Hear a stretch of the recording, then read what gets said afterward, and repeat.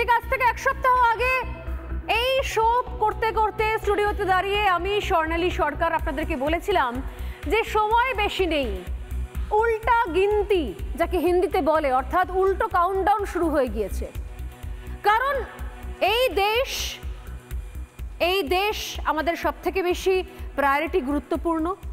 সাধারণ মানুষ এদেশের গণতন্ত্র, এদেশের সংবিধান মনে করে সবার আগে দেশ সর্বোপরি, এবং সেটাই রিপাবলিকের মূল মন্ত্র। ঠিক এদেশে থেকে এদেশের খেয়ে পড়ে যারা মাওবাদের প্র্যাকটিস করে যাচ্ছে, যারা মাওবাদী হয়ে বুক ফুলিয়ে ঘুরে বেড়াচ্ছে এই রাজ্যের এই শহরের বিভিন্ন প্রান্তে বা সিঁধিয়ে বসে আছে কোনো ইউনিভার্সিটির মধ্যে, তাদের বিরুদ্ধে যুদ্ধ ঘোষণা করা উচিত। কারণ তারা দেশের শত্রু, তারা দশের শত্রু, তারা মানবতার শত্রু, তারা গণশত্রু। এই গণশত্রুদের বিরুদ্ধে জেহাদ ঘোষণা করা উচিত, যুদ্ধ ঘোষণা করা উচিত। এই গণশত্রুদের নিশ্চিহ্ন করে দেওয়া উচিত, একদম সমূলে উৎপাটন করা উচিত।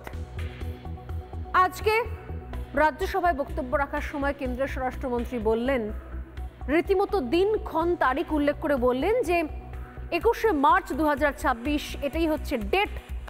21শে মার্চ 2026-এর মধ্যেই ধুয়ে মুছে সাফ হয়ে যাবে মাওবাদী এদেশ থেকে। আর কোথাও মাওবাদ অর্থাৎ মাওইজম বা মাওবাদী অর্থাৎ মাওয়িস্ট কারোরই কোনো চিহ্ন থাকবে না এদেশের কোনো প্রান্তে।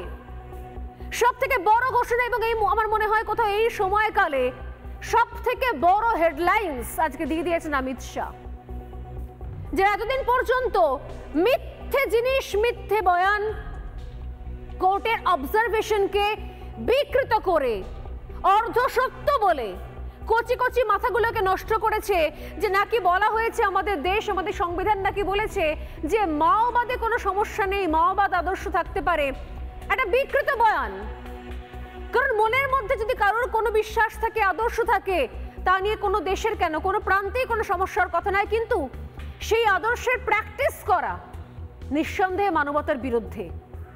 কারণ মাওবাদের আদর্শের মধ্যে ছত্রে ছত্রে রয়েছে গণতন্ত্রকে চ্যালেঞ্জ করা, গণতন্ত্রকে অস্বীকার করা। মাওবাদের ছত্রে ছত্রে রয়েছে হিংসার প্রশ্রয়। অতএব এই প্র্যাকটিস, এই প্রশ্রয়, এই নিয়ে আলোচনা, এই নিয়ে দেওয়াল লিখন, এই নিয়ে কথা বলা বা এই নিয়ে সমাজ মাধ্যমে কোনো কিছু লেখা, প্রত্যেকটাই একই রকম অপরাধের শামিল। অথচ বোঝানো হয়নি। আমরা আমাদের রাজ্যে দেখলাম যে রাজ্যের বিভিন্ন পকেট এক এক সময় জঙ্গল মহল, আপনারা জানেন যে উত্তপ্ত হয়ে থাকতো, রক্ত ঝরতো, প্রতিদিন গোলাগুলির আওয়াজ শুনতে হতো। নিঃসন্দেহে তো অনেকটা নিয়ন্ত্রণে এসেছে, কিন্তু সেই মাওবাদ এসে উপস্থিত হয়েছে কোথায় না আমাদের শহরের সব থেকে নামকরা ইউনিভার্সিটির অন্দরে। এবং সেই সময়তেই যখন সংবাদ মাধ্যমকে আক্রমণ করার, অ্যাটাক করার মতো সাহস তাদের মধ্যে দেখা যাচ্ছে, ঠিক সেই সময় থেকে আমরা বলেছিলাম যে এবার উল্টো কাউন্টডাউন শুরু হয়ে যাবে। কারণ তাদের হাতে রয়েছে অগণতান্ত্রিক উপায়, তাদের হাতে রয়েছে স্বেচ্ছাচারিতা, তাদের কাছে রয়েছে দেশদ্রোহিতা। এগুলো তাদের মূল মন্ত্র হতে পারে, বা যারা তাদেরকে তৈরি করছেন তাদের হতে পারে, কিন্তু আমাদের নয়। আমাদের কাছে রয়েছে আমাদের দেশের সংবিধান, আইন, গণতন্ত্র। তার মধ্যে দিয়ে লড়াই চলবে। এবং আজ অমিত শাহর এই ঘোষণার পর নিঃসন্দেহে গোটা দেশের মধ্যে যেরকম যে পকেটগুলো এখনো পর্যন্ত মাওবাদী অত্যাচার রয়েছে, কোনোভাবে তারা মরিয়া চেষ্টা করছে প্রাণে বাঁচার, তাদের মধ্যে যেরকম ভয়, ভীতি তৈরি হয়ে গেছে, ঠিক সেরকমভাবেই আমাদের রাজ্যের, আমাদের শহরের কোনো পকেট, সেখানেও আতঙ্কের পরিবেশ তৈরি হতে বাধ্য। কারণ আমাদের দেশ, আমি আবারও বলি, পৃথিবীতে অন্যতম বৃহৎ গণতন্ত্রের দেশ ভারতবর্ষ।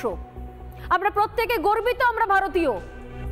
আর যারা সেরা বিশ্ববিদ্যালয়ের ক্যাম্পাসের মধ্যে সিঁধিয়ে থেকে মাওবাদের প্র্যাকটিস করে, মাওবাদী চর্চা করে এবং প্রকাশ্য বুক ফুলে বলতে পারে হ্যাঁ আমি নকশাল নেতা, হ্যাঁ আমি মাওবাদী, তাদের জন্য আজকে মোক্ষম দাওয়াই, ডোজ, অ্যান্টিবায়োটিক দিয়ে দিলেন অমিত শাহ।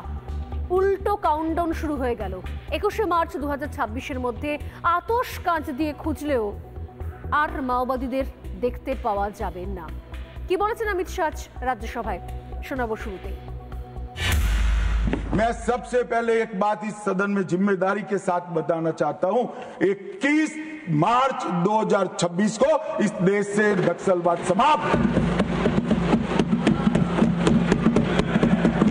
और मैं जो बोल रहा हूं इसके पीछे नरेंद्र मोदी सरकार के 10 साल का परिश्रम, बारीक आयोजन, इनकी विकास की भूख संतोषने के लिए किए गए प्लानिंग और पैसों का आवंटन है।